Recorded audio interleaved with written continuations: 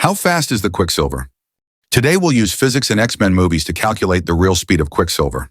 Quicksilver is one of the fastest characters in the Marvel comic universe, and also one of the coolest and funniest characters in the Fox Studios movie universe. The scene with Logan and Magneto and Professor Xavier's rescue became incredibly popular right after the premiere of the X-Men movie Days of Future Past. And before we get into Mercury's speed, I'd like to make one thing clear. Surely Quicksilver can not only run fast and has some kind of speed power and can also control time. We'll deal with that later. The thing is that during the rescue of the students at Professor X's school, he not only ran but also stood still, danced, walked, and so on. Obviously, he goes into some state where time slows down. Then this could explain listening to music, which we will also deal with later, but this does not cancel out the super speed of Quicksilver, because even in slow motion, he can run very fast. So there are several stages, which again is similar to the Speed Force. We take a look at a few scenes, and what you're waiting for is the scene with the rescue of people during the X-Men's estate explosion too, but the sweetest part is for later. Well, the first scene is the kitchen scene. Let's take the moment where one of the guards shoots at the heroes, and to find out the speed of the bullet, we would be good to determine what kind of gun he has in his hands. Going to the site IMFTP, which specializes in collecting information about weapons that are used in movies, I found out that the guards carry a Colt Python, though slightly modified, as they were holding back Magneto. Therefore, the metal had to be removed, but we will consider it as a real prototype. As a bullet most likely used Magnum 357 powerful revolver cartridges. Bullets there also seems to be not made of metal, but little if they adjusted the weight to real parameters. In general, the speed of the bullet can be up to 450 meters per second, based on tests and calculations of Red Allen. I can show you this formula. With this, we were able to represent the seconds of the video in real seconds if it were actually happening. If you look at the action of Quicksilver at any moment and imagine what distance he could run at the moment of the shot, it would be about 2.4 meters.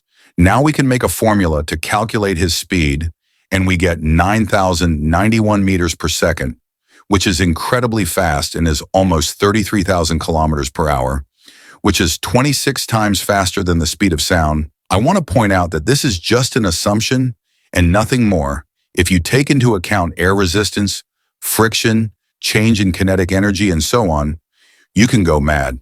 Now we're going to continue to look at speed, but first we're going to understand how he listens to music. I think that's a question that every other viewer has asked, and I've got a hunch about that. Remember that nonsense about time dilation that I was talking about in the beginning? So if it's true, and it probably is, then Quicksilver can listen to music too.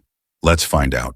When he runs in the kitchen scene and we see the guards shooting, and the speed of the bullet is 450 meters per second, and from the guards to Magneto, Logan, and Xavier is about 2.6 meters. It only took Quicksilver 0.5 hundredths of a second to do the whole trick, and we hear the song for 75 seconds and at normal speed, because this scene is happening on Quicksilver's behalf. This is because there is air between Quicksilver's ear and the earpiece, which is moving as fast as Quicksilver himself, and this allows him to hear everything in a normal sense, as his brain is working as fast as he is moving. It's like a Flash who can read a huge stack of books in a couple of seconds and understand and memorize everything. And that's not just my speculation. Remember Felix Baumgartner's jump. In 2012, he jumped from a height of 38,000 kilometers and flew from the stratosphere straight to the ground, and the speed of his fall exceeded the speed of sound. But because he was in a spacesuit, he could hear what he was told. But we will come back to slow time. The very scene from the film X-Men Apocalypse, which became for a while even a meme because of its steepness. The first thing we see is a bee.